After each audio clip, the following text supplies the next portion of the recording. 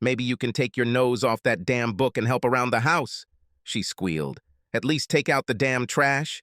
Sometimes it seems to me that you love books more than your wife.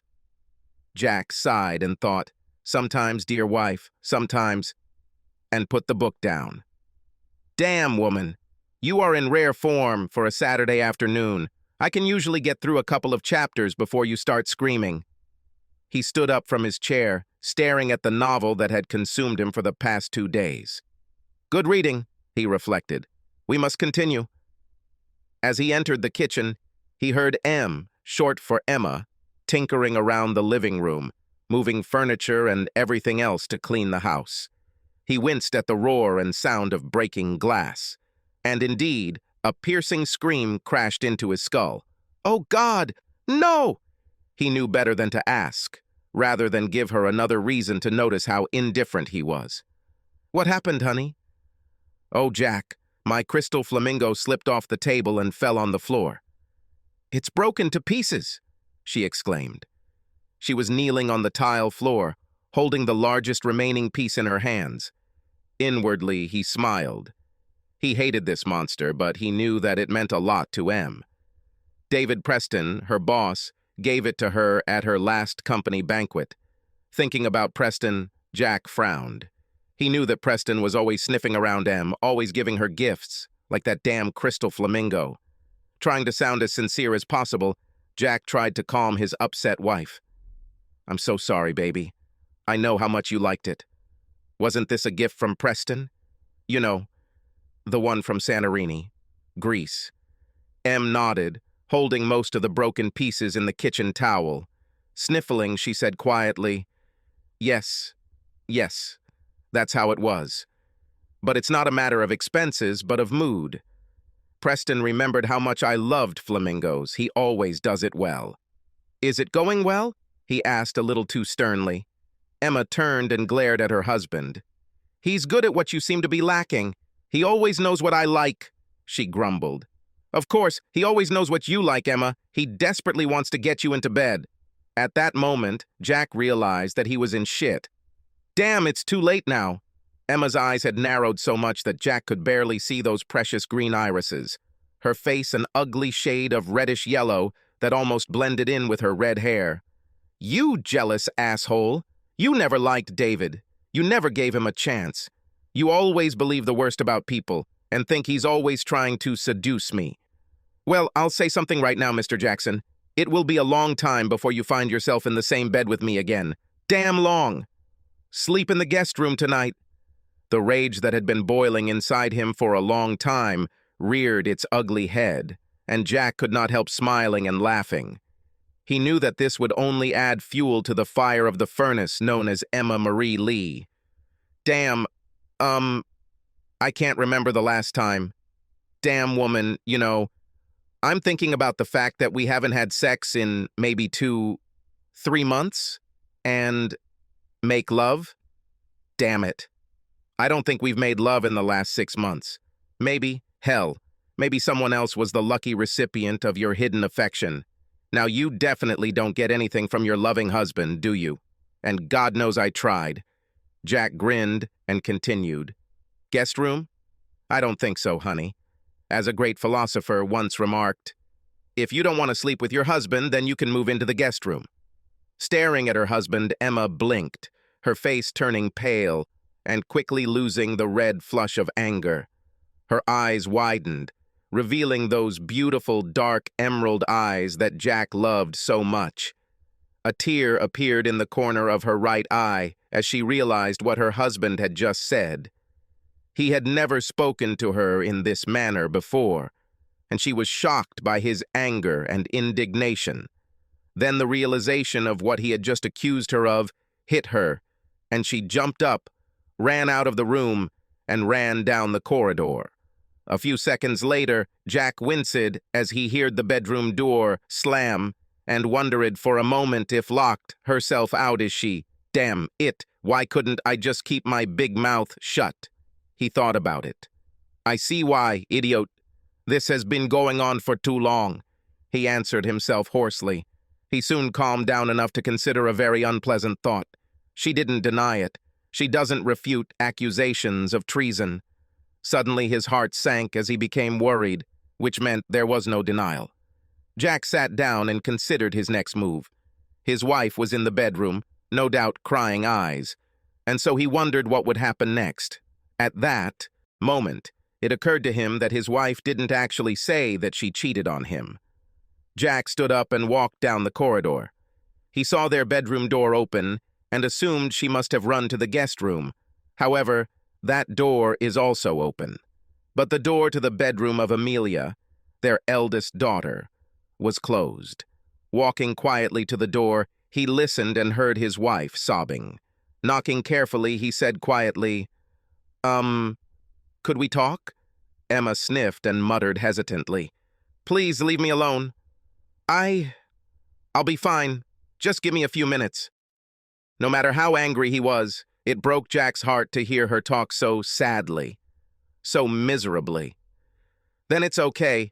If and when you want to talk, tell me." There was no answer, and he turned to leave, and she continued to cry. "Crap," he muttered.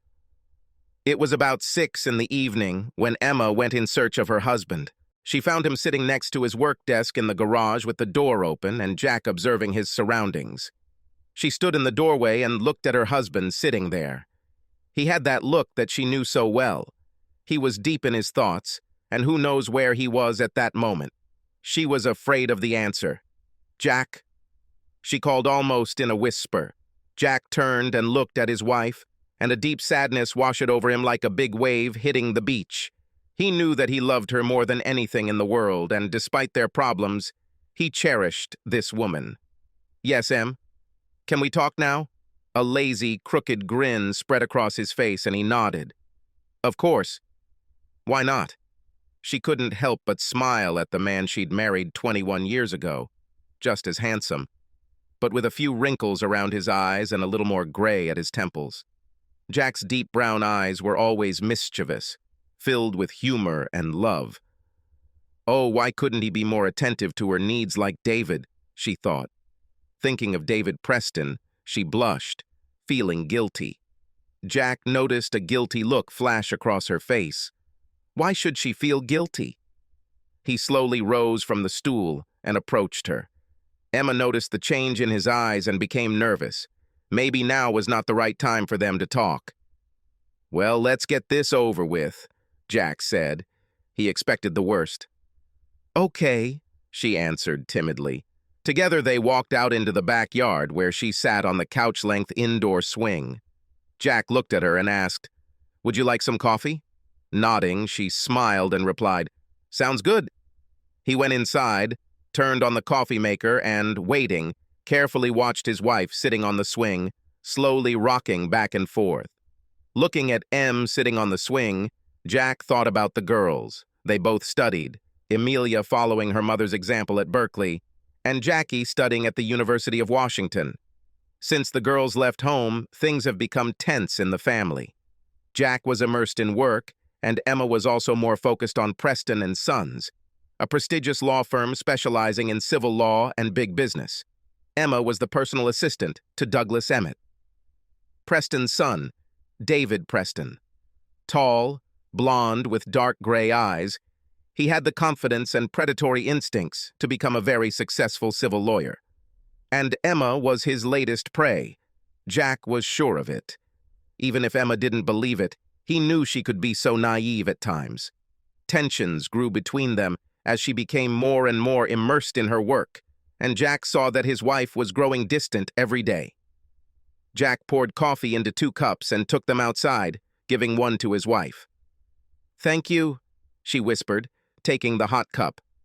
"Anytime," he replied, and she looked at him for a moment before turning her gaze to the mass of purple, red, and orange bougainvillea growing along the back wall.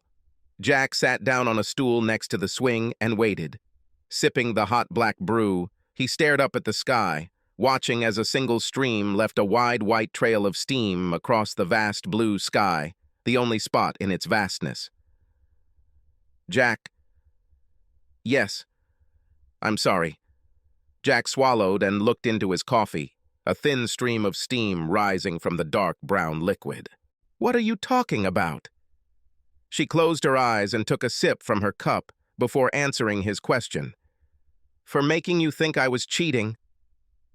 I don't, well, not physically, I guess." "Not physically?" She turned and stared at her husband, looking into his deep brown eyes. "I never had sex with him, but I was with him." Jack didn't say anything, just watched as many expressions flashed across her face. She never knew how to hide her feelings. "He invited me to dinner several times. I accepted the last 2 requests. You were in Anchorage at the time. Do you remember those 3 weeks when you were gone?" Jack nodded. Coincidentally, it was 3 months ago when he noticed that there was a chill between them. He was sent to Alaska to check for possible oil leaks and increased toxicity in the Gulf, as well as for any environmental impacts. He always called her every day when he was away and could pinpoint the exact moment when she spoke differently on the phone. She seemed worried. There was a guilty note in her voice. "I remember. You sounded different on the phone, as if something was bothering you." "Yes, I felt guilty after that first time, and last week he invited me again. I knew I shouldn't have accepted his invitation, but I agreed." "But didn't you feel guilty after the second dinner? Did you have a good time? Was he what you imagined him to be? Was he better than your humble husband?" "Jack, stop it. Yes, I enjoyed the evening, and he was a gentleman the whole time. We were just talking." "Have we talked?" Emma paused and stared into her coffee cup. "Yes, we were just talking." She knew the next question. "About what?" "About everything. We talked about the law firm, about my future, about me, and about you. We talked about girls. What about you and me?" He wanted to know how things were between the two of us. "David told me that the firm was considering promoting me to the position of executive manager of the firm and wanted to know how good our family life was." "And what?" Emma turned away, looking up at the sky. "I told him that you and I need to solve some problems. I told him..." "Told him what, Emma?" "I told David that I think you believe that your job, your career, is more important to you than your family, more important than me. I'll bet you 10-1, Emma. He suggested that I was probably having an affair, didn't he?" At first, she was going to deny that Preston said those exact words, but she nodded and said, "Yes, he said that. But please believe me, Jack. I didn't think about it for a second. I know that you will never have an affair. You will never cheat on me." He didn't say anything else. "Anything else?" There was irritation in his voice. Emma closed her eyes for a moment before continuing. "Yes, he asked me to accompany him on a business trip to Vancouver. You know what he wants, don't you, Emma? Jackson Lee, you always think the worst about people. He needs me to go with him to be his assistant during important negotiations. This is part of my new responsibilities as executive manager." Her face flushed with anger, something that had been common for Emma lately. "Okay, Emma, I understand. You had dinner with this man twice, and now he wants you to go with him for a long time." She looked down and quietly answered, 3 days. "So, what do you want from me, my blessing?" "I don't need your blessing, Jack, but I wanted you to understand that this is just business. I know I was wrong when I agreed to have dinner with him without telling you. That's why I'm telling you now." Jack just stared at Emma. She was very confident, that was for sure. Well, it's time to finish her off. "Okay, do it. Do whatever you want, Emma." "Obviously, no matter what I think, it doesn't mean shit to you." "This is wrong. Let me finish. And yes, it's true. We've hardly been a loving couple for the past 6 months. I don't know why. Yes, I've been very busy with this latest project in Alaska, but before, you always understood me. Suddenly, everything changed, and not for the better. I found out that you've been on 2 dates. Oh, you're sorry for not telling me, but you obviously don't regret going on a date with that jerk. Great. That's the problem. You're going on your 3-day business trip. I think I could go out to dinner with a friend a few times myself. Maybe even take a business trip back to Alaska. I think Marie would like to finally get some field experience." Emma stared at her husband. "Marie? Yes, you remember Marie? She's the new environmental engineer we hired. You met her at the last picnic. Long blonde hair, blue eyes. Remember? Emma actually remembered. Marie was gorgeous and young, and she remembered how the girl went on and on about how much she had learned from Jack. You can't be serious. You're just saying this to make me jealous. So why would I do this? Obviously, I shouldn't be jealous of this jerk right now, right? No, of course not, she said a little too quickly. Damn him, she thought. All she wanted was to be alone and enjoy the attention of a man who knew how to treat a woman. She had no intention of doing anything other than having dinner with this man. But then Jack says exactly the same thing she said, and she feels the seeds of jealousy growing inside her. Well, fine, if that's how he wanted to play it out. Okay, do what you think is best, Jack. I'm leaving this Friday and will be back on Monday. Wow, that was a bit hasty, Emma. Not much advance notice. Huh? Can you do me a favor before you go on this business trip? What? Make sure you're up to date on birth control. I don't want to feed anyone's little mouth. And make him use a condom. You don't want to contract any diseases. Seething with anger, Emma finished her coffee and stood up. I better start packing my things. She smiled wryly. Jack didn't answer. He watched as his wife entered the house. Seething with anger, he remained outside. Without warning, he growled and threw his coffee cup at the wall, shattering the china into pieces. Damn this woman, he muttered under his breath. Thursday night was Arctic in the house. It didn't matter that it was the middle of summer with typical California weather, warm and windy, freezing between husband and wife. Jack and Emma barely spoke to each other.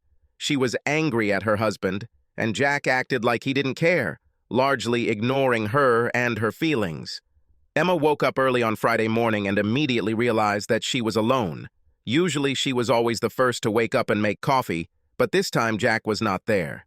When she glanced at his side of the bed, she noticed that his blanket was up and his pillow was missing. An icy fear shot through her when she realized that Jack was awake in bed. "Damn it, Jack, where are you?" she muttered, throwing back the blanket and sliding off the mattress. While searching for her husband, she found his pillow on the bed in the guest room. Someone was clearly sleeping on the bed, but Jack was not in the room. She quickly entered the kitchen and found the coffee maker empty. "Damn, you didn't even bother to make coffee? Jack? Jack!" There was no answer, and she became worried. Returning to the bedroom, she noticed a half piece of paper on the dresser, leaning against their wedding photo. She grabbed the piece of paper and saw that it was written in her husband's handwriting. "Emma, sorry, I won't be able to accompany you. I hope you enjoy your time with David Preston. I'm sure he will take good care of you. Better than me, you probably think. Well, I think you need that kind of attention. By the way, who besides David Preston spoke to you about this new position?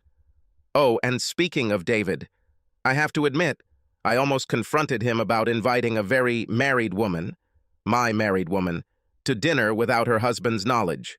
But I decided he wasn't the problem. The problem is you. It was your decision to accept both invitations. It was your choice not to tell me. And now you have decided to leave with him for 3 days. All he did was wave the carrot around. You took the bait. I'll be gone for a week, so I won't be home when you get back from your little interlude. I'll be in Valdez. Last-minute request from the company. Sorry for the short notice. If there is an emergency, call me on my cell phone. By the way, when I get back, we need to sit down and discuss who gets what. And what should I say to the girls?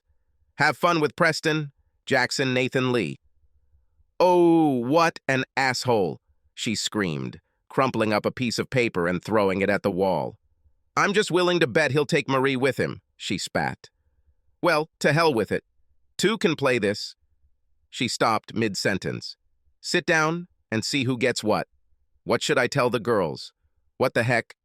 She knew exactly what he meant. She plopped down on the bed and stared at the crumpled piece of paper. Tears began to flow as she realized Jack was telling her that it would all be over if she went with Preston. Then she thought of Marie and her husband, and her eyes narrowed and her brows furrowed. "This won't happen," she thought. The plane slowly taxied to the VA aviation terminal. As soon as the plane stopped, Jack and Marie gathered their carry-on luggage and jumped out of the 12-seater plane. Half an hour later, they stood in the lobby of the Best Western Hotel. Marie stepped aside as Jack checked in at the front desk. When he returned, he handed her the key and grabbed her luggage. They entered the elevator and headed to their room. When Marie came out on her floor, Jack watched as she walked out, dragging her travel bag behind her. He wondered how she would behave tomorrow. They were to explore the waters of Port Valdez through the Valdez Channel, which flows into Prince William Sound, so it was going to be a long and eventful day. Later, sitting in a chair by the window of his hotel room, he looked out over the port of Valdez. "It's really beautiful here," he thought. An image appeared in his head. Emma looking at him with her green eyes. "Why?" he muttered. "Why would she do this?" "Marie, take the bucket. Make sure it's tied before you collect the samples." Marie Lazonde nodded and, biting her lower lip, lifted the heavy bucket from the swinging deck and shuffled to the railing, dragging the nylon rope behind her. "Ready?" She nodded, and Jack said, "Okay, go ahead." She threw the clear plastic bucket overboard, hearing a splash as it hit the surface of the churning sea. The bucket immediately disappeared under the waves, and she immediately grabbed the rope. With all her strength, she was able to pull the bucket to the surface, but ran into trouble while dragging the bucket along the hull. "Here, let me help you," Jack exclaimed, hugging the petite woman and pulling on the rope. With his help, she was able to pull the bucket onto the deck. "Good job, Marie. By the way, never be afraid to ask for help. Okay?" Nodding, she muttered, "Okay, Jack." A few hours later, they headed to the port, receiving dozens of water samples from the areas of Prince William Sound and the Narrows and, finally, Port Valdez. "How are you?" Jack asked, watching Marie rub her hands through her thick coat. "I'm fine. A little cold, probably." "Damn it, woman, I'm freezing too. I can only imagine how you cope." Marie smiled, her face almost completely hidden under a thick fur-lined hood. She sat on a bench in the wheelhouse, while Jack steered the 55-foot boat into the bay. He gazed at the shoreline of the strait as he steered the ship. Her bare cheeks flushed bright red as she inhaled the cold air. As she exhaled, she saw a vaporous mist of breath escape her lips. Jack looked back at her and said, "We'll be back at the hotel soon. Just think about enjoying a nice, hot spa experience." "Damn, I can't wait, Jack," she croaked. And she really couldn't wait. All she thought about was being with Jack Lee. She knew he was married, but at the moment she didn't care.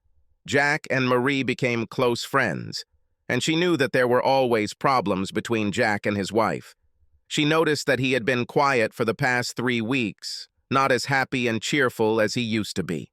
Then, suddenly, he had to travel to Alaska and survey the surrounding waters for oil leaks and toxicity levels. She was surprised when he asked if she wanted to do some field work, and she quickly jumped at the opportunity to accompany him. Maybe this was the time when she could finally crack his stone. Exterior. God knows she already tried, but he still didn't understand a single hint. A smile crossed her frozen lips as she thought, maybe today is that night. After securing the boat, they collected the samples and placed them in the laboratory before returning to the hotel. Returning, Mary and Jack entered the elevator, the doors closed, and they began to rise. "Jack? Yes, Marie? Am I attractive?" "What?"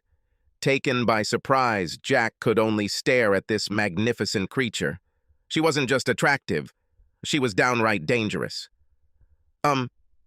Yes. Yes, you are very beautiful." "You are sure?" He saw the melancholy in those huge blue eyes. "Yes, Marie. You are a very beautiful girl. A beautiful young woman, in fact."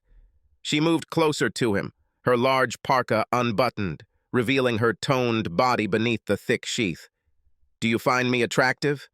He knew where this would lead. He smiled to himself. If he weren't married, he would have done everything to have this incredible creature look up to him, but he was married and still loved Emma. "Marie, I find you extremely attractive and very dangerous for an old married man like me." I know things haven't been great between you and Emma lately, Jack. I want you to understand that I am here for you anytime, anywhere, any way you want. Jack, I really like you and find you very, very attractive. I'm not asking for any commitment. I just want you to know I'm here for you." With these words, she walked up to him, stood on tiptoes, and kissed him tenderly on the lips. The elevator stopped and the doors opened. Standing at the door, stopping the elevator from rising, she stared at him. She reached out and gently ran her fingers along his cheek, touching his 2-day stubble. After a couple of seconds, she said, "You know my room number." She stepped out of the doorway and let the elevator close, her passionate blue eyes remaining on him as the doors closed. "Oh my God," he gasped as the elevator continued to the next floor. Jack knew that Marie liked him, but not to that extent. "Damn," he thought. "I'm in trouble. I have at least 3 more days with this woman."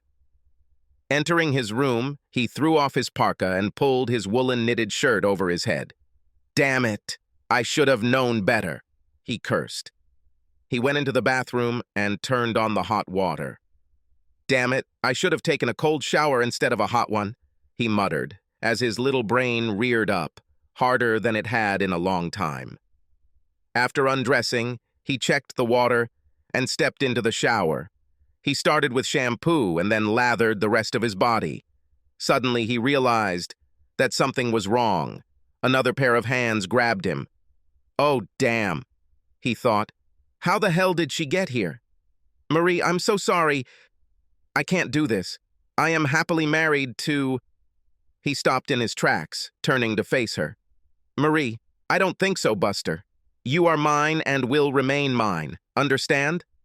"Emma, how? I thought you were in Vancouver with Preston."